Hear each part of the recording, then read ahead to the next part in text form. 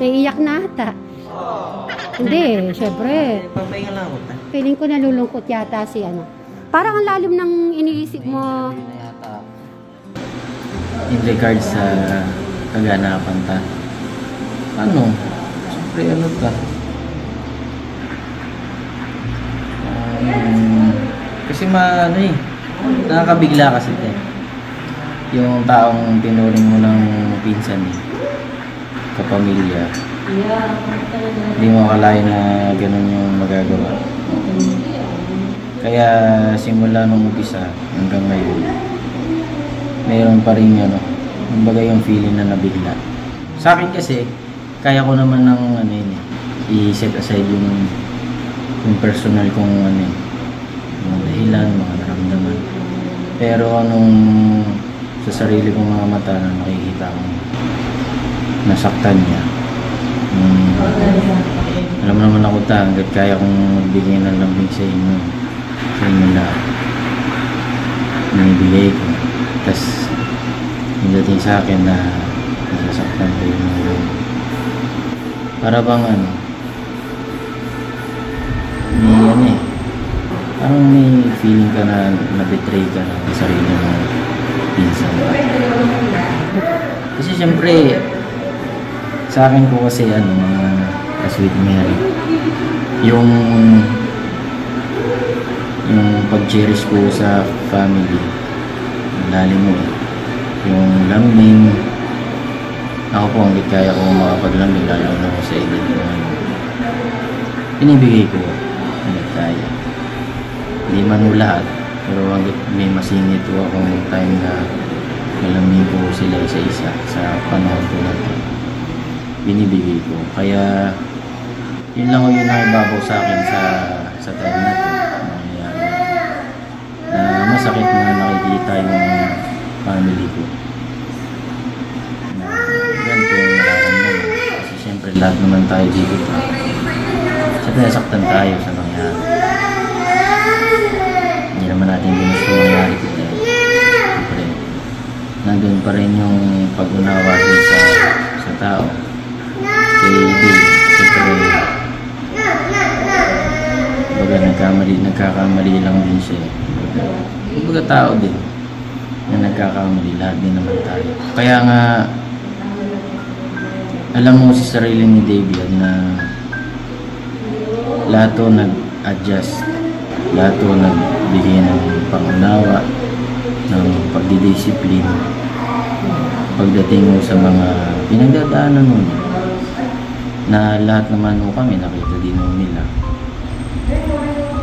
na kada meron kaming may nadadaba sa amin tinatry namin na i-correct talaga kumbaga syempre hanggat wala naman kumbaga yung ano lang yun lang talaga yung nananay kasi message mo na lang alam mo naman din kung gaano ko pinahalagaan yung pamilya lalo na lagi pinaguyuan kita ng mga bagay. Kumbaga kasi ako ano na lang eh, kasunod na lang yung mga payo ko sa kanya kasi nandyan na sila Tito Ram, Tito Jun. Yung sa akin as pinsan, as kuya. Nandun naman eh, alam naman yung David mga yun. Lalo na ako, seryoso kasi ako sa mga bagay-bagay. Yung ultimo yung mga ginagawa nila kahit siyempre may pagkabata yung future nila iniisip ko yung kapakanan din nila kasi namahan ako dito namahan ako sa inyo tayo yung kagawian natin dito na pinapahalagahan natin na yung ikabubuti kahit mag-sacrifice tayo mag-tiis tayo dito yung mga hindi pa sa ngayon itindihin natin yun lang naman yung ano ko yun yung lagay ko ngayon. Ano message mo para sa kanya? Nasaktan ako na gano'n. Pero pagdating naman doon sa kung ano yung gusto kong mayari or kung meron man ano lang siguro yun na rin yung ito na rin yung panahon para mapagniling-nilayan ng bawat isa. Baka kung gusto mo rin makalaya, naiintindihan ko naman yung side na yun. Kung talagang iba yung ninanais mo sa ngayon, siyempre, sariling desisyon mo naman yun na irerespeto naman dito. Kung talagang may ibang lifestyle ka na hinahanap sa ngayon, kung dito naman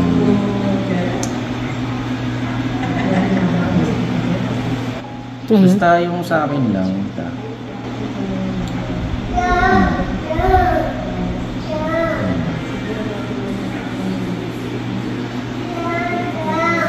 kasi lang kahit hanggang ngayon kasi di wala naman akong ano din eh nandun yung nasaktan mo na ako as kuya mo, pero nandun pa rin yung pangunawa ko sa'yo na siyempre nandyan pa rin naman si God sa'yo. Dibaga, nilaban mo lang dito. Meron at meron yan. Hindi naman yan wala akong karapatan na tuldukan yung katauhan mo kasi ang ano ko lang, siyempre si God lang ang kapitan mo. Lalo na sa mga panahon na ganito.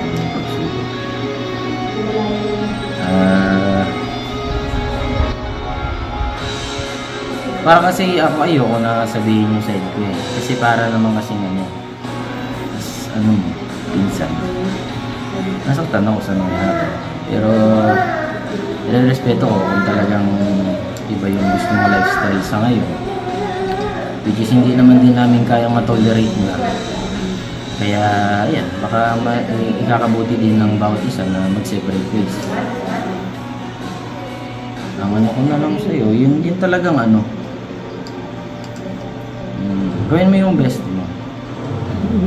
Hindi naman kasi talo tayo parehas kung magkakaroon tayo ng matagal sa isa't isa. Siyempre yung sakit nandun na, pero yung pagpapatawad nandun pa rin. Kakaya naman kung hindi tayo magpapatawad tayo. Alright. Move on na lang, talagang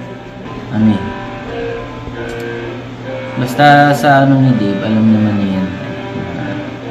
Kung ano yung naging samahan namin, yung mga kung paano ko siya bigyan ng guidance pagdating lalo na sa future. Hindi ko naman yung makakaya ko as to yung mga adjustments. Ayun, thank you so much sa iyong mensahe. Yun lang po, basta yun lang po mga ka-Sweet Mary. As pamangkin po ng mga apo. Yun lang po yung take ko. Wala naman ako sa posisyon para magsabi na kung ano. Kumbaga yung salubin ko lang ito talaga as naging pinsan saka naging kapamilya dito. Yun lang. Okay. Thank you so much, Kuya Steve. So, punta na ako doon. Napakadamdamin po ang kanyang kasagutan. Po kasi ako di ko kasi ako palagi. Pati po ako naging seryoso po sa kanya. Ako palang seryoso ang kausap, maging seryoso ka talaga. Kay Kuya po, kay Teklito po, naging comedy yun sa. Sige, thank you. Maraming salamat. So, iwanan. Bye-bye. So, yun na po. Iwanan ko muna po. Bye-bye.